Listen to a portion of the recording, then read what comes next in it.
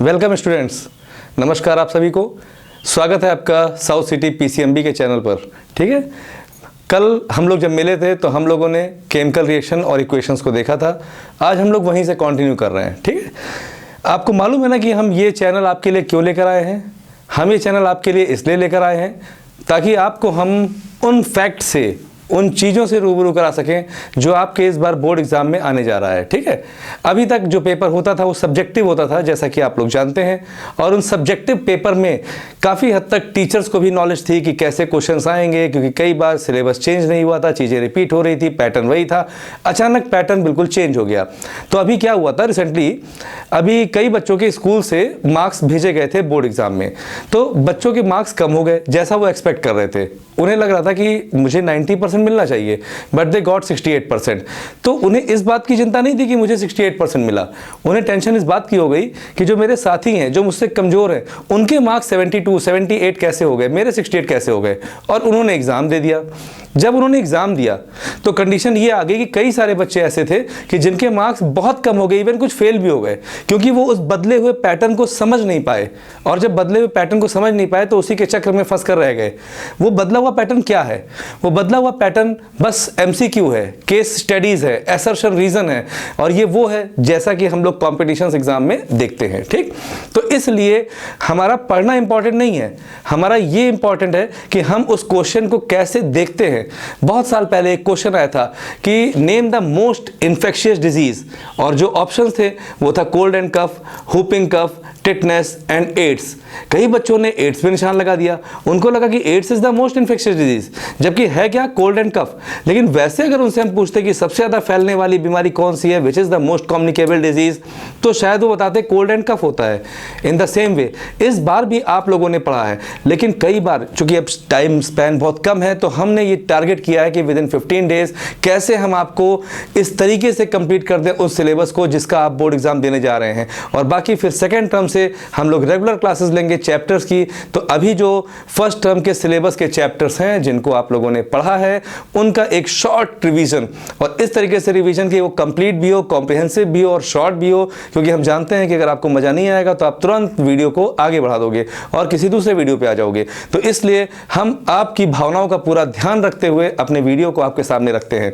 तो जैसे हमारे पिछले लेक्चर्स में आपने देखा कि केमिस्ट्री क्या है, और उसके बाद मैंने बताया कि केमिकल रिएक्शंस क्या होते हैं, केमिकल इक्वेशंस क्या होते हैं, रिएक्टेंट्स एंड प्रोडक्ट्स क्या होता है, law of conservation of mass क्या होता है। ठीक है, उसी क्रम में हम लोग आगे चलते हैं।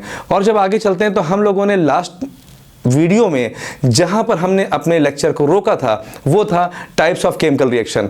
और मैंने कहा था टाइप्स ऑफ केमिकल रिएक्शन में मेनली 4 केमिकल रिएक्शंस होते हैं, जिसमें पहला कॉम्बिनेशन रिएक्शन। क्या है? Combination reaction. जो दूसरा था हमारा वो था डिकम्पोजिशन रिएक्शन, डिकम्पोजिशन रिएक्शन। तीसरा हमारा था डिस्प्लेसमेंट रिएक्शन, और जो चौथा था वो हमारा था डबल डिस्प्लेसमेंट रिएक्शन।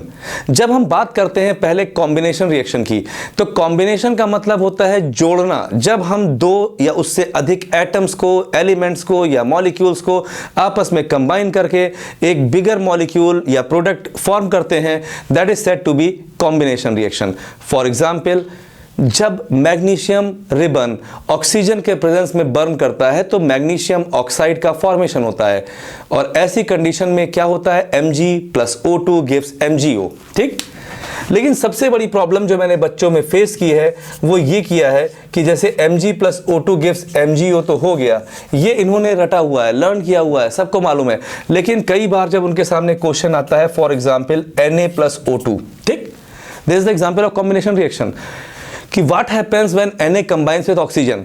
अब ये MCQ है तो 4 ऑप्शन आपके सामने आएंगे। तो ऑप्शन आएगा कि whether it will form NaO, whether it will form NaO2, whether it will form Na2O, और whether it will form Na2O3। ठीक है, 4 ऑप्शन आपके सामने हैं। इन चारों में से क्या बनेगा? ठीक, तो जिसको लर्न है वो तो सीधा सीधा आंसर लिख देगा, लेकिन जरूरी नहीं कि यहां पर सोडियम आए या मैग्नीशियम आए। वो सोडियम भी आ सकता है, मैग्नीशियम भी आ सकता है, एल्यूमिनियम भी आ सकता है, स्ट्रोंशियम भी आ सकता है, बेरियम भी आ सकता है, कोई भी मेटल आ सकता है। तो first of all you have to understand, सबसे पहले जो आपको समझना है वो ये समझना है कि कोई भी मेटल कोई भी मेटल अगर ऑक्सीजन से कंबाइन करेगा तो वो मेटल ऑक्साइड का फॉर्मेशन करेगा। क्या बनाएगा? Metal oxide. That means any of the metal when combines with oxygen it will form metal oxide. Now depend on the condition, that means the valency of the metal, की metal की valency क्या है उसके हिसाब से different type के oxides बनेंगे। For example अब यहां पर आई डोंट नो कि कौन सा ऑक्साइड बनेगा, तो इसको जानने के लिए हमें क्या जानना पड़ेगा कि what is the valency of sodium. ठीक, तो जो फर्स्ट ग्रुप के एलिमेंट होते हैं, फर्स्ट ग्रुप के element for example hydrogen, lithium, sodium, potassium, rubidium, caesium, francium. Here hydrogen is exception but rest are alkali metals, बाकी सब के सब क्या हैं? अल्कली मेटल्स हैं। ठीक है, तो ग्रुप फर्स्ट के जो एलिमेंट्स हम देख पा रहे हैं hydrogen, lithium, sodium, potassium, rubidium, caesium, francium, where hydrogen is an exception but rest lithium, sodium, potassium, rubidium, caesium, francium ये सब के सब अल्कली मेटल्स हैं and they all are having 1 electron in their outermost orbit. सबके आखिरी orbit में एक electron होगा। मतलब मेरे कहने का मतलब समझो, जैसे मेरे कहने का मतलब है कि हर एक एलिमेंट का एक एटॉमिक नंबर होता है। क्या होता है? Atomic number. एटॉमिक नंबर क्या होता है? Atomic number is the number of protons present in the nucleus of an atom. किसी एटम के न्यूक्लियस में कितने प्रोटॉन्स हैं वही उसका एटॉमिक नंबर होता है। बाय द वे क्या होता है, जितने नंबर ऑफ प्रोटॉन्स होते हैं उतने ही नंबर ऑफ इलेक्ट्रॉन्स भी होते हैं। So atomic number is equal to number of protons which is also equal to number of electrons in an atom. ठीक, अब अगर ये बात आ गई है तो ऐसी कंडीशन में वो जो एटॉमिक नंबर होता है वो एक ही जगह तो सारे इलेक्ट्रॉन्स होते नहीं है, they are distributed in various shells. For example K shell, L shell, M shell, N shell, ये 4 डिफरेंट शेल्स होते हैं और इन्हीं को हम लोग ऑर्बिट्स भी बोलते हैं। तो ये जो के एल एम एन हमारे शेल्स होते हैं, के शेल की मैक्सिमम कैपेसिटी होती है 2 इलेक्ट्रॉन्स की, एल की होती है 8 इलेक्ट्रॉन्स की, एम की होती है 18 इलेक्ट्रॉन्स की और एन की होती है 32 इलेक्ट्रॉन्स की। क्लियर? तो ऐसे में जो एटॉमिक नंबर है हाइड्रोजन का 1 है, लिथियम का 3 है, sodium 11, potassium 19, rubidium 37, caesium 55, francium 87। ठीक है, these are the atomic numbers of these elements. ठीक, अब थोड़ी देर के लिए हमें फ्रेंशियम का नहीं मालूम, कोई बात नहीं, सीजियम का नहीं मालूम, कोई बात नहीं, रुबिडियम का नहीं मालूम, फिर भी नहीं, लेकिन एटलीस्ट हमें कम से कम फर्स्ट 3 एलिमेंट्स का एटॉमिक नंबर तो मालूम होना ही चाहिए कि लिथियम का 3 होता है, सोडियम का 11 होता है और पोटेशियम का 19 होता है। अब ऐसी कंडीशन में इनका कॉन्फ़िगरेशन करेंगे तो 2-1, 2-8-1, 2-8-8-1। ठीक है, तो हमें मिला कि सारे के आउटर मोस्ट ऑर्बिट में तो 1 ही इलेक्ट्रॉन्स आ रहे हैं, तो these are regarded as valence electron.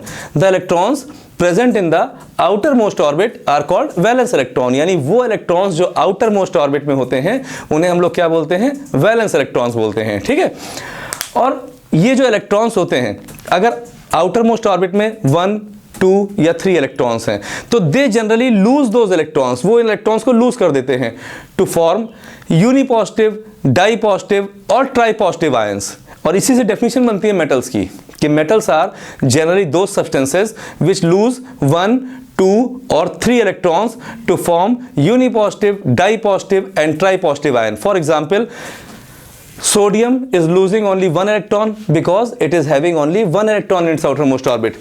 Similarly, magnesium atomic number is 12 and having 2 electrons in its outermost orbit, so it is losing 2 electrons.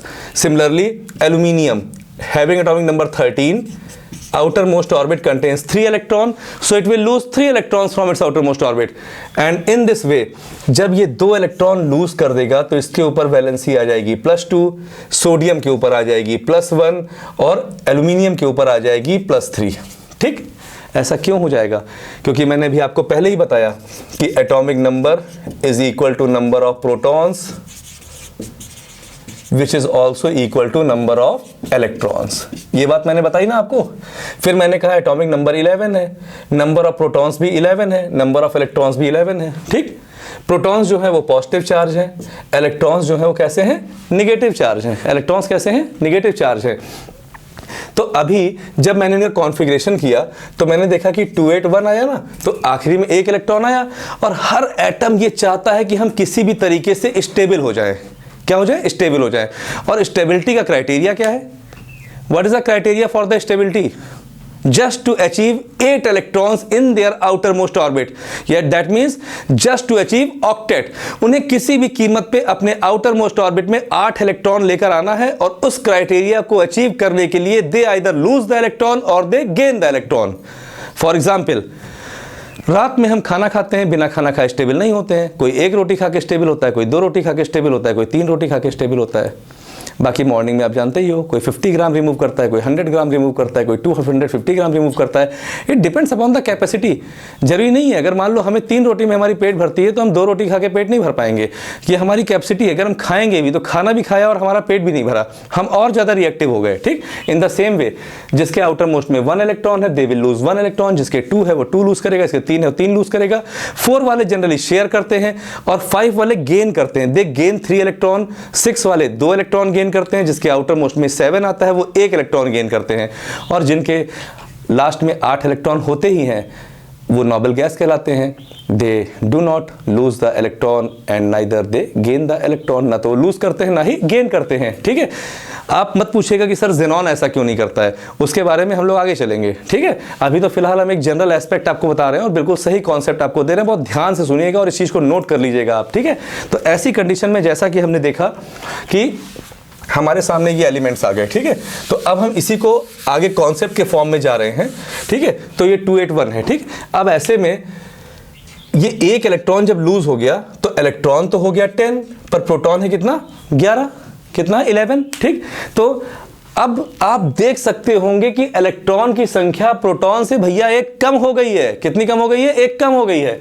यहां पर हम क्या पा रहे हैं कि अभी तक सब 11 11 11 थे, एटॉमिक नंबर 11, प्रोटॉन 11, इलेक्ट्रॉन 11, यानी ऑल आर इक्वल 11 11 11। बट जब 1 इलेक्ट्रॉन लूज हो गया तो अब तो आखिरी में कितना बचा, उसके आखिरी में कितना हो गया? ठीक है, 8 हो गया ना, और टोटल कितने हो गए? 10 हो गए। तो इसका मतलब प्रोटॉन से 1 इलेक्ट्रॉन कम हो गया।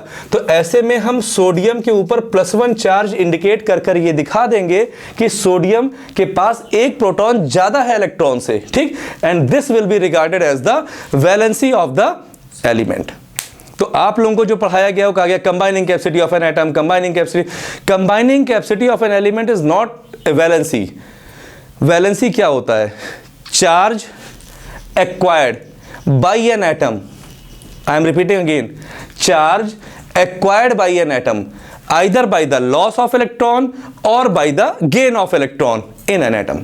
किसी भी एटम के ऊपर जो चार्ज आता है, पॉजिटिव हो या नेगेटिव, लॉस करने से आए या गेन करने से आए, वही उसकी वैलेंसी होती है। बात समझ में आ रही है? बात समझो ध्यान से। वैलेंसी क्या होती है? द चार्ज पॉजिटिव और negative acquired by an atom either by the loss of electron और by the gain of electron.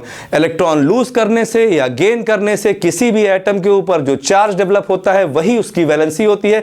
और यही वैलेंसी फर्दर कंबाइनिंग कैपेसिटी किसी एलिमेंट में डेवलप करती है, क्योंकि अगर हमें वैलेंसी नहीं मालूम है तो हम कभी भी केमिकल फॉर्मूला नहीं बना सकते हैं। तो ऐसे में similarly we are observing the oxygen. हम लोग ऑक्सीजन को देखने जा रहे हैं।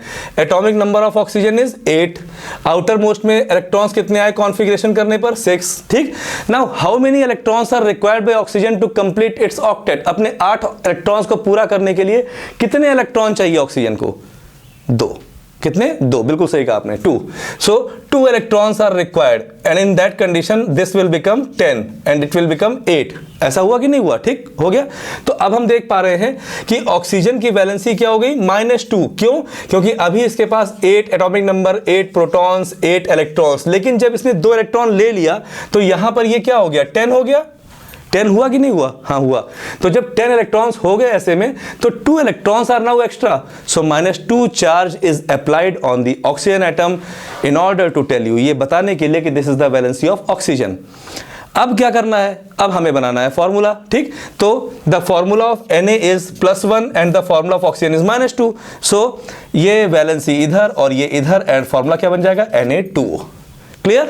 यही तो समझना है।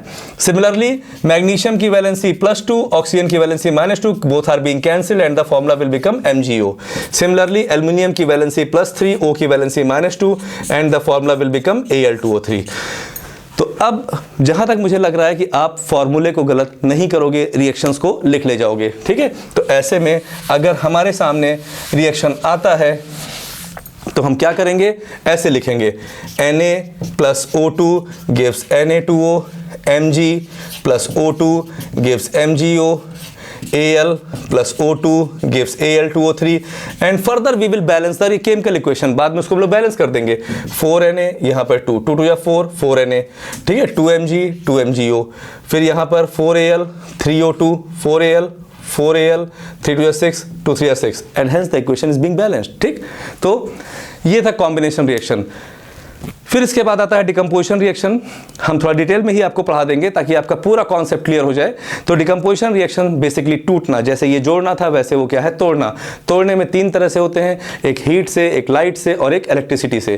जब हीट से हम किसी चीज़ को ब्रेक करते हैं तो दैट इज थर्मल डिकम्पोजिशन, जब हम लाइट से ब्रेक करते हैं तो फोटोकेमिकल डिकम्पोजिशन, और जब हम लोग इलेक्ट्रिसिटी से ब्रेक करते हैं तो उसे बोलते हैं इलेक्ट्रिकल डिकम्पोजिशन। ठीक है, तो कल बिल्कुल नए कॉन्सेप्ट के साथ बहुत अच्छे तरीके से मैं आपको पूरा डिकम्पोजिशन रिएक्शन, पूरा डिस्प्लेसमेंट और पूरा डबल डिस्प्लेसमेंट नेक्स्ट लेक्चर में आपको सिखा दूंगा। तो डोंट मिस द लेक्चर। ठीक है, टेक केयर, बाय।